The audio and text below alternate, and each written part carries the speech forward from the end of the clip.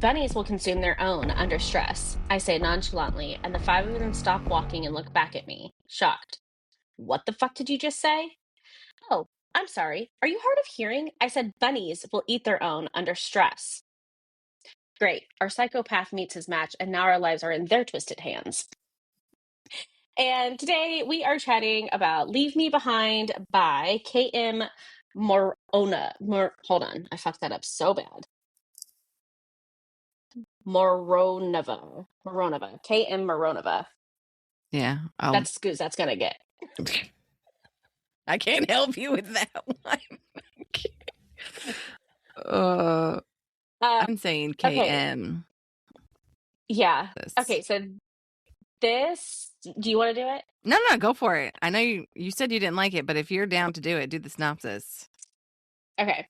So Leave Me Behind is about a woman who has a dark past, and she has been in the dark forces, which is like an underground, nobody knows about it, government force Squad, whatever, that basically takes on missions that nobody else could take on, who nobody else would survive from. And it's beyond like the SEALs or airborne or whatever. Like, these are people that like those people don't know about, and they do all of the government's dirty work essentially. So she lost her entire squad 2 years ago, including her partner and lover, and she is the only one that made it out alive. And now she has been added to a new Dark Forces squad, and they hate her because they blame her previous squad called Riot for the death of their one squad member from that same mission 2 years ago. And it starts with her meeting two of her new squad members that she doesn't know are her squad members. They are actually twin brothers. They're both fucked in the head, and she ends up sleeping with the one who is a psychopath, and then things get real messy and twisted from there. Yeah, and that's all within like the first like 3 chapters. Once Bones finds out that she's part of the squad, like he completely turns from her. Like the whole point of the squad as they're going through the training exercise is to get her to quit because they don't want her there. And she's trying to figure out what happened in Patagonia 2 years ago. And like Jen says, shit happens. I have so many things I have to say about this book. The first thing that I want to do, though, that I did mark this, though, is that there are 3 Dark Forces groups, and each of them do something different. So Hades, they're the hounds that send to wreak havoc. Riot were the executioners of traitors, and Malum, the evil, that squad goes where no one else can go or is qualified to go to snuff out the enemy quietly like ghosts in the dark of the night. I did mark that. So that I feel like that's kind of important because that kind of plays into the part of the story, because Riot Squad, while Gallows was, so the main female character's name is Gallows, aka Bunny, and in Riot Squad she was second to Sergeant Jenkins. The fuck that I know all these names is very I know. scary. I'm so impressed right now. Like, I'm loving this. And because they are the ones who sent out traitors, that is their mission that they do. So what we learn at the beginning of the story, and that I'm still kind of confused on, is that 2 years ago, from the prologue of the book was 2 years ago, is that Malum and Riot Squad were supposed to meet up to do something together, but Riot Squad apparently got different coordinates than Malum, and that each of the groups were attacked separately. At least that's what you're led to believe, but as the story continues to go on, you learn that that's not true. Half of Riot Squad ends up where Malum Squad is at, because Jenkins had Gallows try and shoot and kill Bones, but ended up killing his second instead. which this is where I get confused. How can they be there under attack if Riot Squad was under attack at the same time? Because Bones and Abram at the time, Achilles at the time, weren't under attack when they went to shoot him. They weren't being attacked yet. It was when, after the shot was fired, the drug cartel came over the dunes, that's how I pictured it, or came over something, and then attacked both squads simultaneously, but in like different areas. Okay. I don't know. It was really Because confusing. it was some type of explosion that took out the first half of her squad. Right, because they were in Humvees. That's another thing that I was confused about. Yeah. So to me, this is what I feel. I feel like, to me, she wrote the first part, and then as she started writing, she decided to change it. Because at the very beginning of the book, Gallows seems very confused, and we're in her point of view quite a bit of, well, who is this Abram? How did he die? Da da da da da. And then, like, 75% of the way, it's like she switches and she knows who she is, and she's like, oh yeah, that was me. I killed him. Well, I don't think she knew she was shooting at. Oh wait, she did know she was shooting at. She just didn't know who. No, she did. Exactly. Fucking confusing. I think the author decided to change at the end, which is fine. Right. But I do think the details in the prologue are messy once you get the conclusion. I now that you're talking about that, I agree with that. And I wanted to bookmark a page, but I guess Kindle changed their settings. I don't know how you can bookmark pages no more because that just disappeared off of my settings. Because I remember starting to text you. I was like, no, I'll wait for the conversation, that I was confused about something because Bradshaw was saying something when they were doing their training, and I was trying to find it, and I can't find it. I don't know what it was, but maybe I'll find it later. But it just didn't line up. Yeah. It just, which is fine. It's, the story is still good, but that threw me off. Yeah. I didn't catch that discrepancy when I read, because I agree, the because of how it ends up concluding. Don't even get me started on that shit. The prologue was a little messy. Yeah. But I mean, if you're not really paying attention to that, like you didn't catch it, like, it's fine. It flows just really well, but I caught that shit real quick. I was like, huh? What? Because Gallows, she wouldn't hide that. She doesn't hide anything, right? So the fact that she just, fakes, oh, what are you talking about? And then she knows. I was like, that again doesn't add up. And then I just started making those connections. I will say, though, that one of my favorite scenes, though, is where she's on the opposite team, where she plays the hostiles to try and keep her position on there. Fuck yes. And she takes them all out, and Aaron's just over on the side, just laughing his ass off. Losing his shit. I know. So Gallows, was so great. Yeah, so Gallows is a sniper, and the whole point of the training exercise that they go on for a whole month is to do the bonding and to make sure that she can hold her own on the group. And let me tell you something, they do some fucked up shit to her. She holds her own. They do. But at the end of the training exercise, she gets fake shot in the leg. Think like paintball, but it's like dust or whatever. And then they try and be like, okay, well, you're kicked out of the team now. And she's like, no, I'm not. She's like, if you're going to kick me out, well, then we're going to have a discussion about what your brother did to me and the squad mates while we were here. And she pulls up her shirt and shows the wound that Bones gave her. And so she makes a deal with Aaron. So Aaron and Bradshaw are twins. Aaron's the sergeant and Bradshaw is his brother. Nobody knows that they're twins but her, because Bones always wears a mask. Bones is Bradshaw. Yeah. So his identity is protected 100% from everyone. Like, he doesn't even shower with him. That's how protective his identity is. So she makes a deal with Aaron. She's like, I want to earn my spot back. She's like, on the next training mission, put me with the hostiles. And if your new marksman can beat me, then I'll quit. But if not, I get my spot back. And let me tell you something. She does so well that she freaks out the other team that she's on. And it's hilarious. She it takes really was. She shoots one of the dudes in the dick and then in the head or the neck. It's just fucking funny. It was brilliant. I love that she took their marksman out first. She was like, he doesn't belong here. This is easy. This is like ducks in a barrel or fish in a barrel. Yeah, And so she just like bing, bing, bing, bing, bing.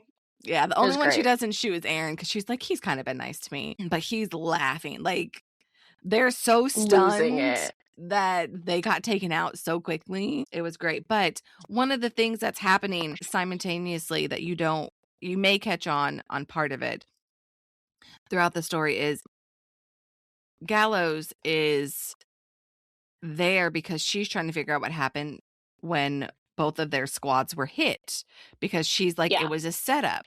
And what you don't realize until later on is that it was a setup for both of them, but she's trying to figure that out. And then you learn things about the twins that they're trying to figure out and like hold.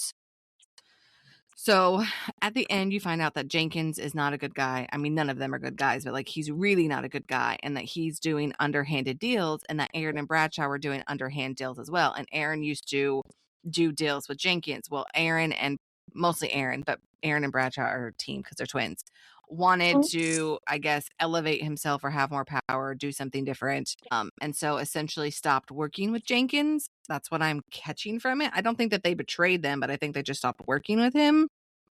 So Jenkins gets pissed off, and her Aaron wants to kill his twin brother because somehow he knows that they're twin brothers. And that's why him and Gallows are there to shoot Bones, but Bones' second accidentally steps in the way. And so he ends up dying and taking a bullet for Bones. Well, as they're going through these training operations, what you don't realize is that somebody is still trying to kill Bones. Aaron and Bones are aware of this. And the reason why Gallows makes it there is because Aaron pulled some strings, because Aaron knew that Gallows and Jenkins were together, and they know that Jenkins is still alive while she thinks that her whole squad died and that Jenkins is dead. What? Yeah. They knew he was alive. They knew that Jenkins was alive. It's all explained in the end, where he's like, yeah, you were supposed to leave because you had your cards, and Aaron pulled some strings and had you turned here because he knew that you were the one thing that I cared about. That's why Bradshaw looks very guilty at the end, because he knows that Jenkins is alive, and that's why they're in this trouble to begin with. No. Yes. No. Yes. No. Yes, they knew. That's why she's pissed.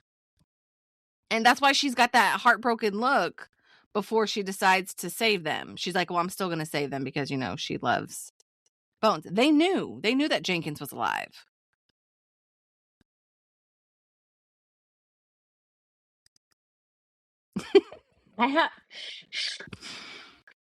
Yeah, you'll have to reread that whole scene where Jenkins explains everything. They knew. Yeah, because I did not catch that at all. Because she's like, why does Bradshaw look guilty? Like, because we're caught? Like, I don't understand. Yeah, it was a whole thing. And you also need to reread the conversation that Aaron and Bradshaw have when he's like, I need you to promise me that you can kill her if you can. Because that leads up to that conversation. Because she's the insurance. That's why she's close to Bradshaw. Because Jenkins won't kill her if she's in the way. That's why they have her dress up like him and go out there. Because Jenkins know that she's Bones' second. And he's going to have his men hesitate. That's why that guy's like, he took his gun away and he's like, it's her. And then Bradshaw shot him in the head. They know. I feel like I'm blowing your mind with this whole book. You are blowing my mind because I did not catch any of that. Yes.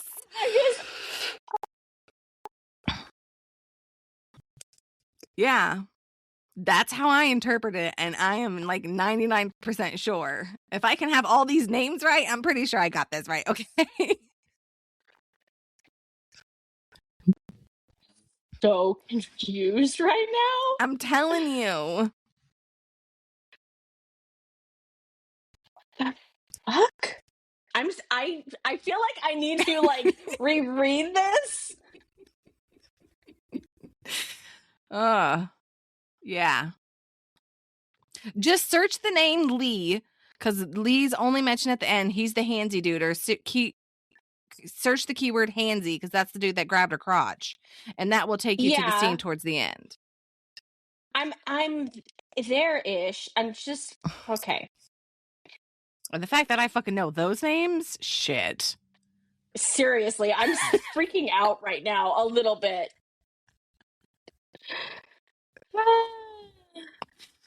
I'm telling you, I was like sucked into this book. Like I was paying attention to everything. I told you.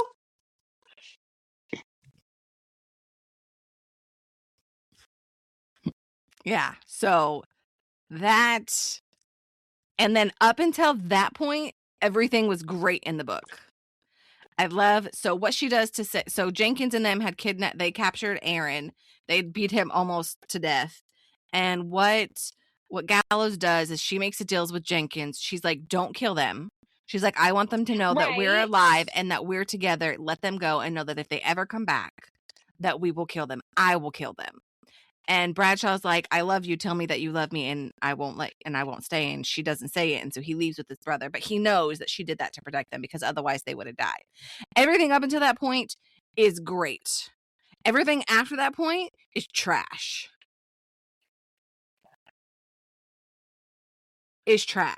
I loved that it jumped 3 years. I thought that was fucking phenomenal. I hate that we take this strong main female character who holds her own, who's a badass in her own right, who can fight, who's a sniper and everything, and all of a sudden we turn her into a fucking damsel in distress? That's bullshit. She wasn't a damsel in distress. She was a fucking damsel in distress. He had her stop doing weapons or fighting or whatever and turned her into a little pampered princess. Okay, and then all of a sudden, she was tired of killing. And then all of a sudden, the Malum squad has to come and rescue her. No. Because she didn't feel like she could go back to him. She wasn't going to be able to fight her way out of Jenkins' thing. Okay. And here, all right. So he says, I'm pretty sure this is Jenkins. I keep my eyes lowered as the man lifts my chin. Bunny, this is from Bradshaw's perspective. Bunny watches with deadly silence. Oh, he laughs. I'm believing he's talking about Jenkins. He laughs and bends over from the sick pleasure he's getting out of this. That's why she thought you were the one dying. You're twins. He doesn't realize that until that moment. Oh. Okay, well, I got one small detail wrong. But I did miss that Jenkins was, I guess, trying to take them out. Yeah. He'd been trying to take them out. I did miss that. But Aaron and Bradshaw knew that he was alive. I still can't find that out. I can't figure that part out. Okay, what chapter are you on? I just switched to 36. Okay, hold on. This is a fun episode. Okay, 30. Yeah, because he says Bradshaw watches with confusion and concern in his gaze. Our eyes meet for only a second before Jenkins speaks and steals my attention away. Nope, I'm telling you. Maybe I need to look up the keyword insurance. You said you're in 32? 36. Oh. 36. Okay, I don't know that they knew it was Jenkins, but they do know someone's hunting them. And Jenkins says, I got you out, but he brought you back here knowing that I wanted to protect you from this. Okay, so maybe they did know it was Jenkins. He fucking brought you back to hell. He wanted to use you as a body shield for his stupid brother. Aaron was counting on me not noticing that something I care about was on the field, and for what? For killing that nobody soldier 2 years ago. There you go. Yeah. Okay, so I guess they did know that it was Jenkins. Mm-hmm. What the fuck? That's bullshit. Yeah. So again, I don't know if she decided to change the story halfway through because there were, like I said, there were just like 3 or 4 things that didn't add up once you get to the end about it. So I don't know, or if that was supposed to be like a plot twist or whatever, but Aaron and Bradshaw knew that Jenkins was still alive, and that's why they had her transferred. I did not catch that at all when I initially read it. Yeah. Yeah. So, okay. Now, can we go back to the pampered princess part? Okay. We're still stuck on this. Okay. I'll let you process that they knew the whole time that Jenkins was alive. This is pissing me off. Oh. Yeah. Yep. Okay.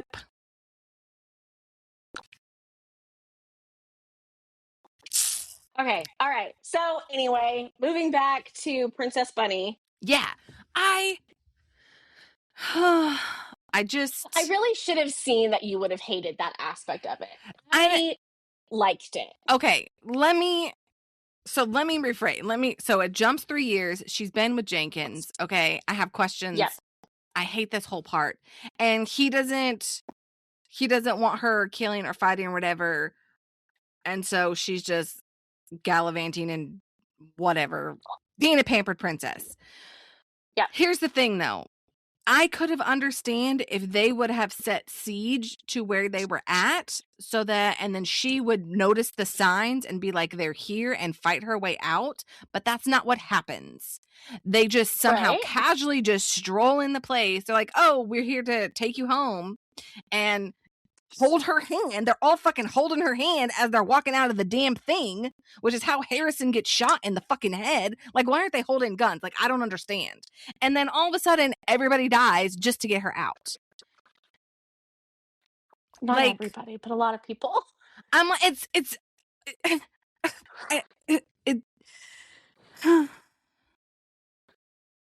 no. No. Absolutely not. And then apparently the whole entire time, the last 3 years, they have been stalking her and following her, which I don't understand how that's possible if they're Team Malum. How are you watching her 24/7? I don't think they were watching her 24/7. I just think they were able to keep tabs on her. He made it sound like he was watching her all the time and that he was on the other side of the lake every time that they were there. Like, he made it sound like he was following her. He's like, of course I've been watching you this whole time. Like, what did you think? I hate... Yeah, that's true. I hate everything after that. I feel like it feels like fucking Perfect Strangers. To where we are led to believe that this whole thing is happening, and then all of a sudden it's not.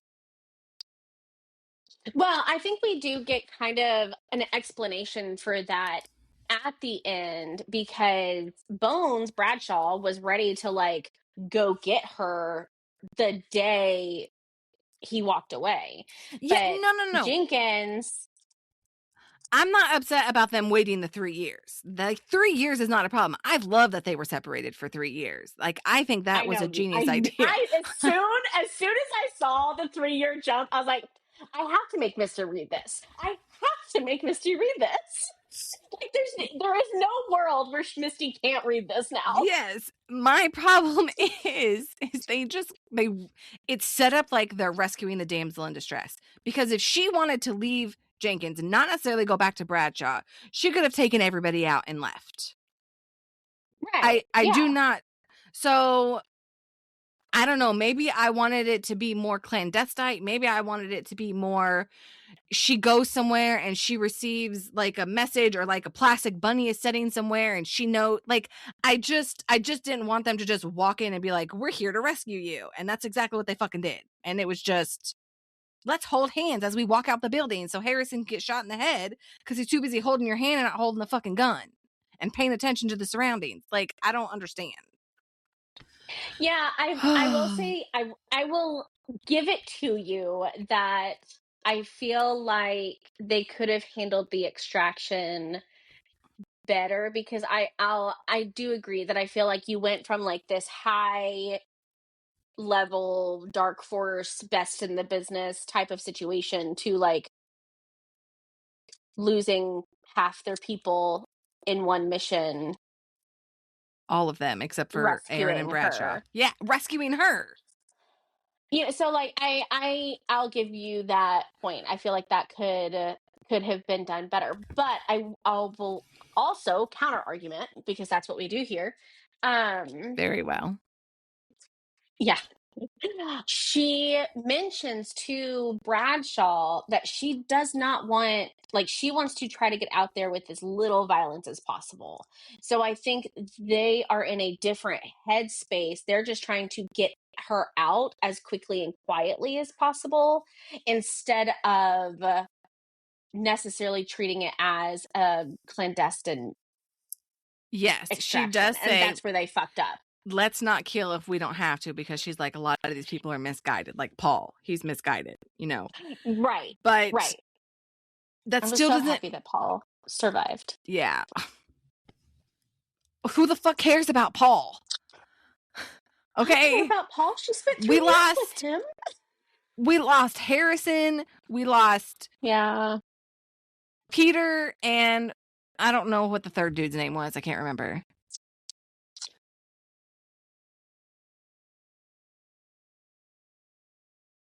I don't remember. Yeah, I don't remember. Because Ian was the traitor. Yeah. So Gallows found out that Ian was a traitor because Ian is the communications person. And when they Mm-hmm. go to do their second training, not the second, when they go on to do their real mission. Okay, let me back up. One of Gallows' specialties, besides being a sniper, is that she can profile people and like categorize like mannerisms and like learn things about them very quickly. And I'm really upset that that doesn't get mentioned except for like once or twice, because I felt like that was very important, because that's how she determines Yeah. when they're on their mission. When Ian goes to answer somebody's call of their location, she's like, whoa, that's not Colt. Stop. That's a different Yeah. voice. And because they don't know, or she never told them that that's one of her superpowers, I guess, so to speak, they think that she's lying. Well, Ian switches over communications or whatever, and then the real Colt comes on and she's like, that's not who he just spoke to. And then so it kind of Yeah. clicks to her, because Something's going on. that because Riot's squad was giving new coordinates, why weren't those coordinates relayed to Malin? Well, the coordinates would have come through Ian. And so during all that chaos, Ian tries to kill Gallows, but she takes him out first. Here's the thing that I'm not sure on. So was Ian really working for Jenkins or something else? Because why wouldn't he? I think that was kind of left ambiguous, because I mean, granted, I missed a couple other details, so I could have just missed it. But I don't know that we ever get confirmation of who he was working for. Yeah. And another thing that I'm concerned about is throughout the whole book, they kept on talking about General Nolan favors Gallows. Like, she's very favorable. Yeah. He's very protective of her, but we never find out why. That's irritating. What makes Gallows so special? Why does she get preferential treatment? I don't know.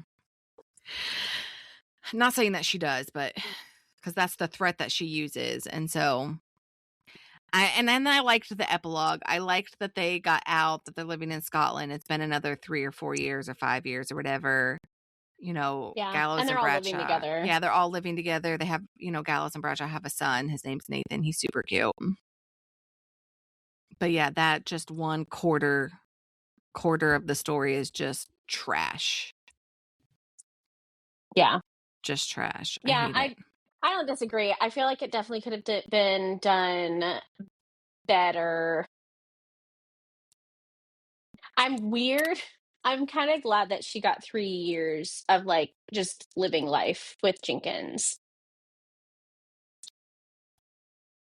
I could take it or leave it. I know you could, but I mean, she obviously loved him differently from Bradshaw, but I feel like that gave her a lot of closure in the end and allowed her to create a life with Bradshaw. I feel like if they had killed Jenkins and if they had changed that part of the story and killed him at that mission and they'd gotten away, I think. Yeah, there would have still been some unresolved issue. Yeah, no. Like I said, I'm not upset about the 3 years and that her being with him. I know. And I don't even really care that she was a pampered princess between those 3 years.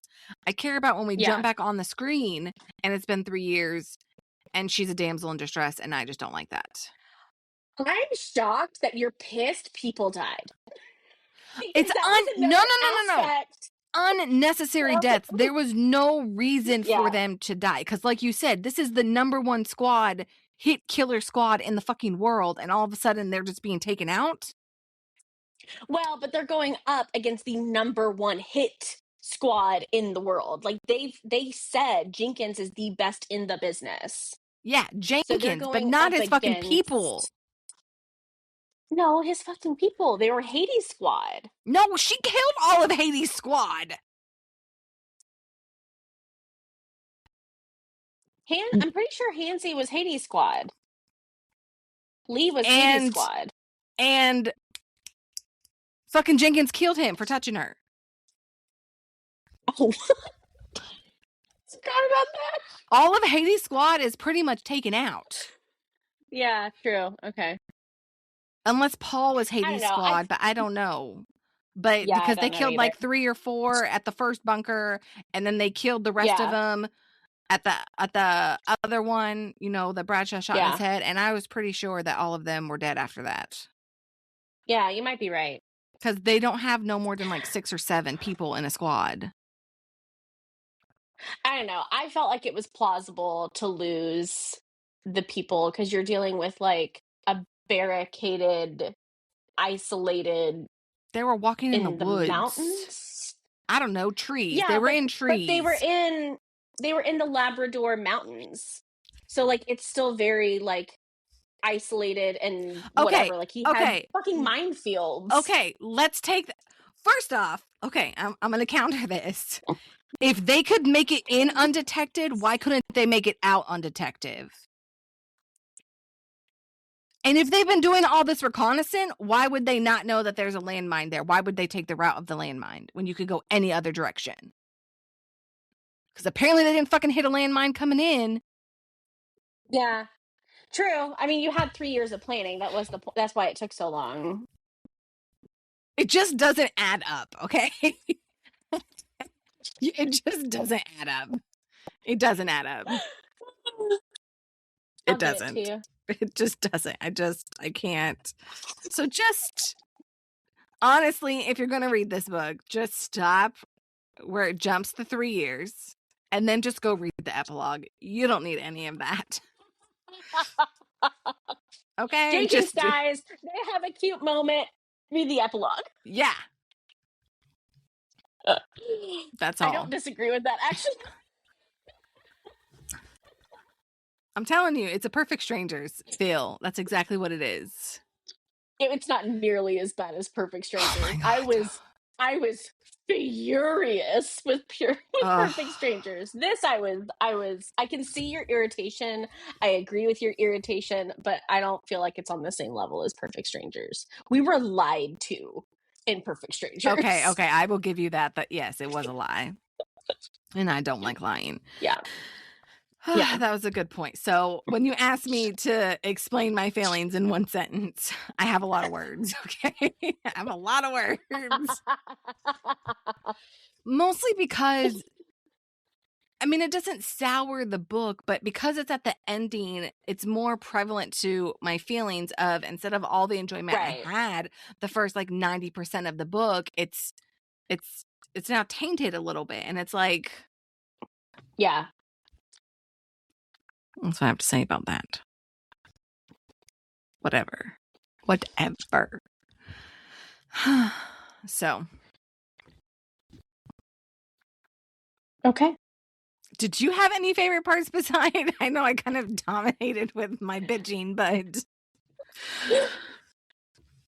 I honestly loved this book, and it surprised me that I loved this book as much because there's so much bullying. And I don't know why I was okay with it. Well, I shouldn't say I was okay with it. The particular, like, when whoever held her down, when Bones like took the knife Jefferson. to her, like, oh, Jefferson. I'm pretty sure it's Yeah. Jefferson. That wasn't, that I didn't like that at all. Yeah. And then I really thought Bones was done.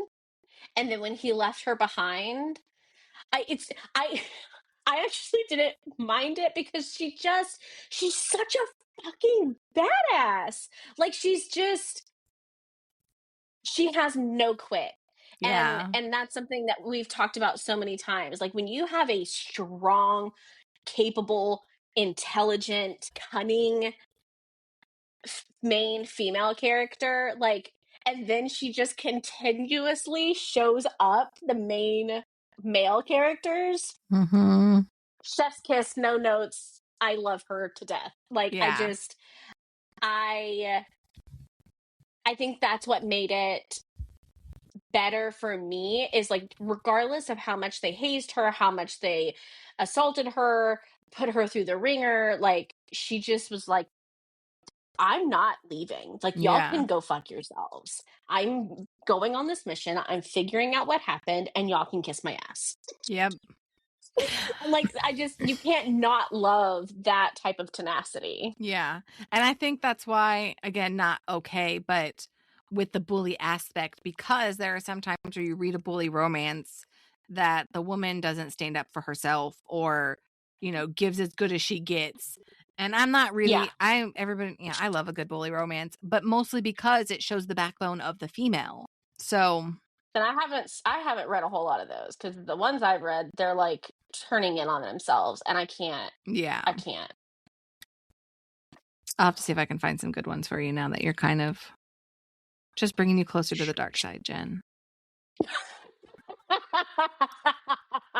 Like, And Leave Me Behind becomes another milestone in turning Jenn into Dark and Twisted. I'm the one who brought it. So I feel like yeah, that's like 2 milestones.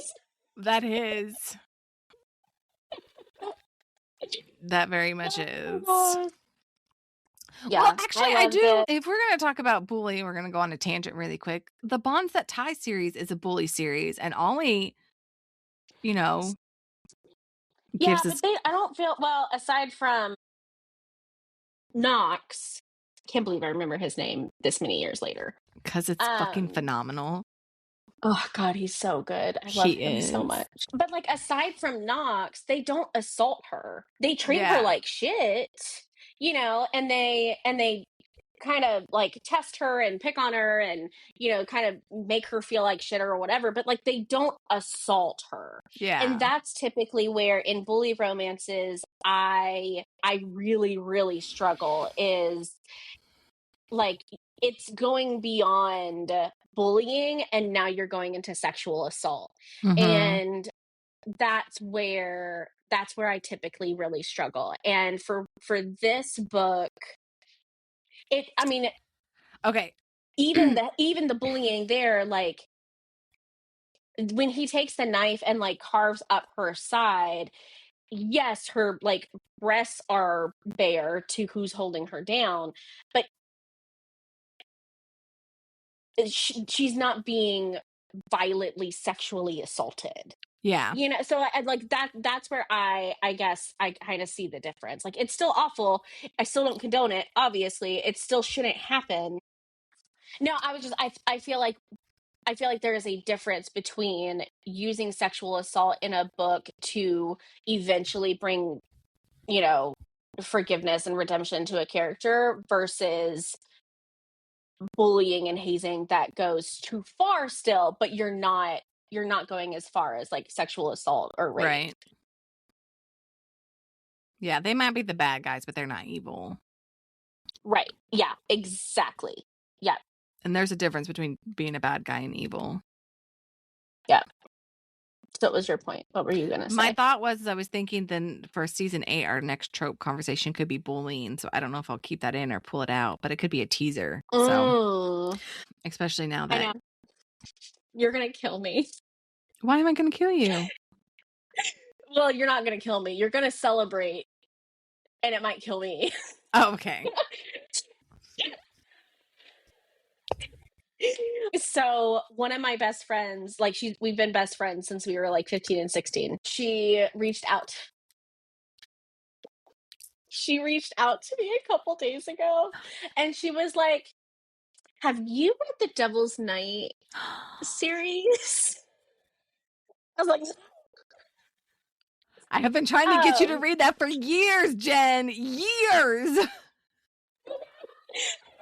I was like, my best friend, Mistie, I was like, she's been trying to get me to finish it for years because I read Corruption and hated it. And she's like, it does get better. I need you to finish it. I was like, damn it. So, this is okay. I just broke my pen. Aww. It was my smutty pen. Aww. Sad face. You got super glue? Yeah, I'm pretty sure we've got some Gorilla Glue. Super glue that. Okay. Corrupt is the worst book of the series. You can read Hideaway, and then you can read Kill Switch, and then if you don't want to read Nightfall, that's okay. I'm fine with that too. I just need you to get to Kill Switch. Okay? Okay. Fine. I mean, fine. Nightfall is fine. Nightfall is essentially Hideaway. We could take it or leave it. It's fine. But Damon's story, like, it's important. Yeah. I love Damon. You've so said much. this for years. I know. Years. I'm so ecstatic. So, yeah. I need you to let me know when you reread because I will reread with you. Okay.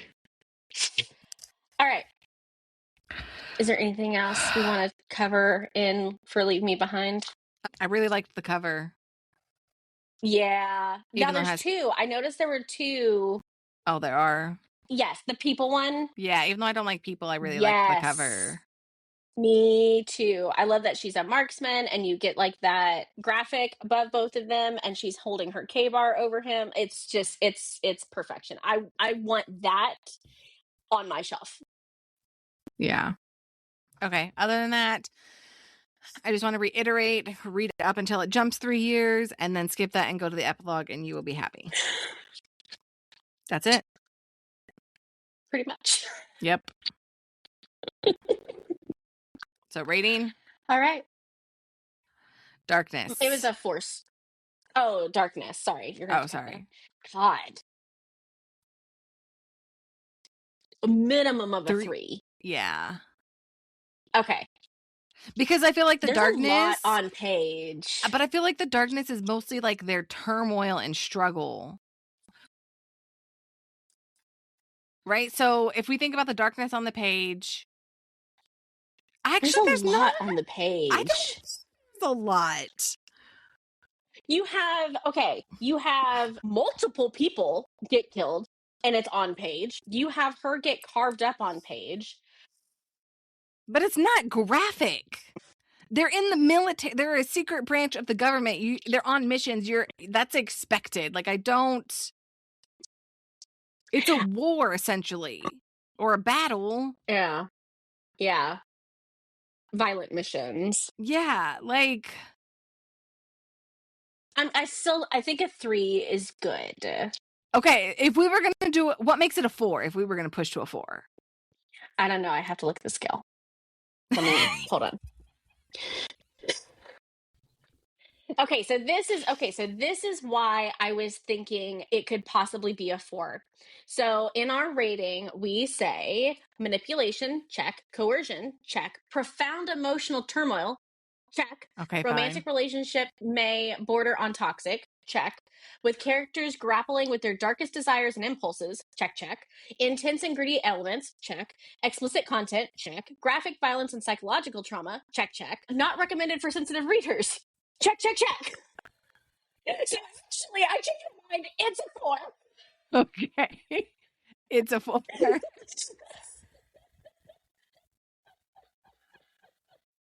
This is why we need to read our own scale that we create. Okay.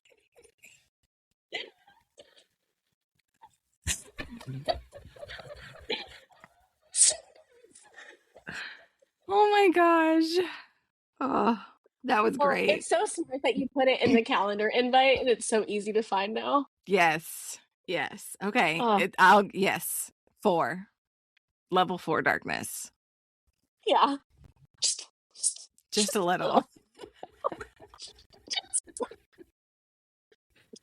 I think I do. This is kind of okay. So I do think part of what influences our scale when we're not looking at the skill itself is how intense and graphic these things Mm-hmm. are.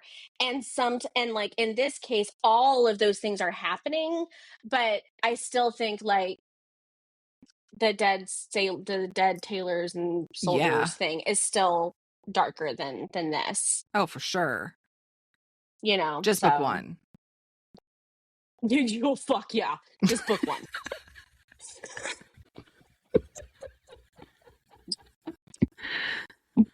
I mean, honestly, if you think about it, I sorry, forget what? book two exists. Yeah, it just don't even like cut out like 70 to 80% of book 2 and that's fine. Just don't read it. That's true too. That's true too. Yeah, I mean, I would say even As I'm Told is worse than this. Yeah. Oh, for sure. Like, Yeah. so that was a very good disclaimer. I'm glad that you mentioned that. Yeah. Okay, now that we're about to get Okay. on to spicy, I just remembered a scene. The scene with Oh, Aaron? Like, what the? I thought you would like that. That was another pick on this book's box I was that I was like, like, Mistie's gonna like this a lot. that was pretty, yeah, that was, I don't know what the fuck that was. I don't know what that was either. It's like, but I wasn't mad about it. they just, yeah, I wasn't mad about it either. Okay. So spicy, I mean, it has to be a 4? Yeah, I think 100% a 4 because you have quite a bit of kink and none of none of their sex is like sweet Vanilla. and loving and fluffy. Yeah, no, yeah, Yeah. vanilla, thank you.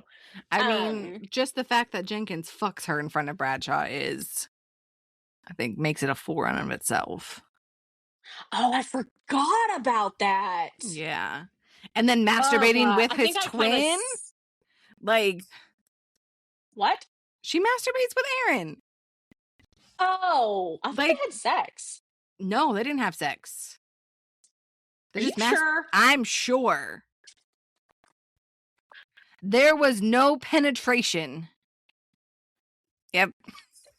I can just. I am. I'm just like, what the hell? Yeah, there was no penetration. Okay, hold on.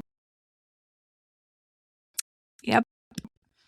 And the fact that I know that, because I normally skip all the sex scenes, says something, okay?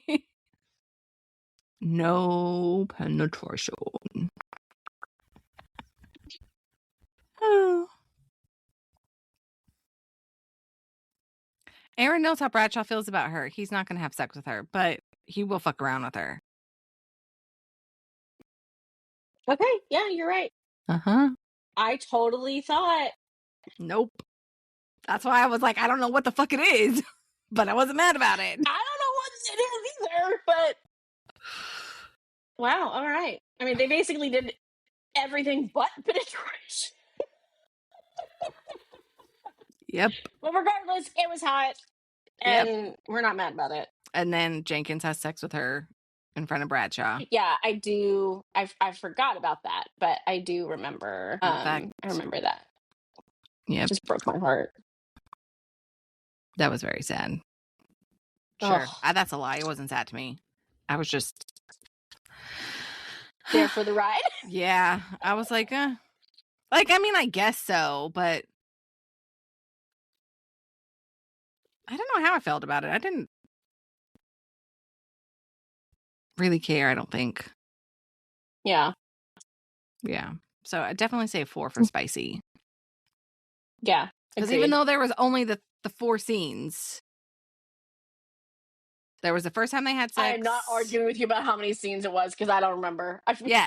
There was the first time they had sex. Then when they're in Aaron's. Yeah, in the hotel. Then when they're in Aaron's tent. Then the thing with Aaron.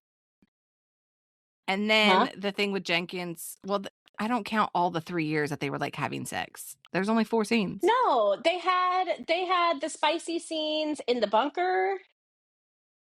And then there was a spicy scene when Bradshaw came and rescued her. They decided like they were taking too much time, like rekindling. You're right. Okay. So I think this is probably gonna have to be another conversation. This is why I hate the word spicy and smut, because them just kissing and making out that's nothing. That's not. You know what I'm saying? Like, I mean, they still did things. Listen, if that doesn't count as a sex scene, then Aaron and her masturbating doesn't count as a sex scene. Yes, that does. Okay. I thought they just made out when he comes to get her from the bunker. No, I think they go like, I don't know, second or third base. I don't remember that. I was pissed off about the whole thing happening, so who knows?